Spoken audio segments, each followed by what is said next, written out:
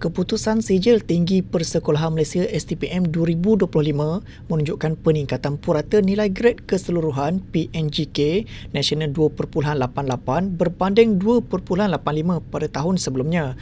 Pengerusi Majlis Peperiksaan Malaysia MPM, Profesor Datuk Dr. Mat Amin Maktaf berkata, PNGK Nasional tahun ini meningkat 0.03 mata.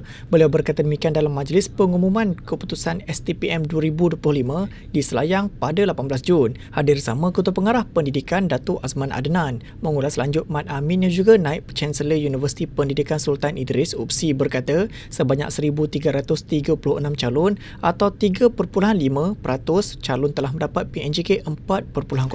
Sukacita dimaklumkan bahawa pencapaian calon STPM 2025 berdasarkan PNGK nasional telah meningkat sebanyak 0.03 mata berbanding tahun lepas. Syabas dan tahniah kepada adik-adik, kepada ibu bapa dan juga kepada guru yang mengusahakan akan peningkatan ini. Iaitu dari 2.85 pada tahun 2024 kepada 2.88 pada tahun 2025. PNGK ini merupakan PNGK tertinggi dan signifikan dari aspek pencapaian calon dengan peningkatan sebanyak 12.06%.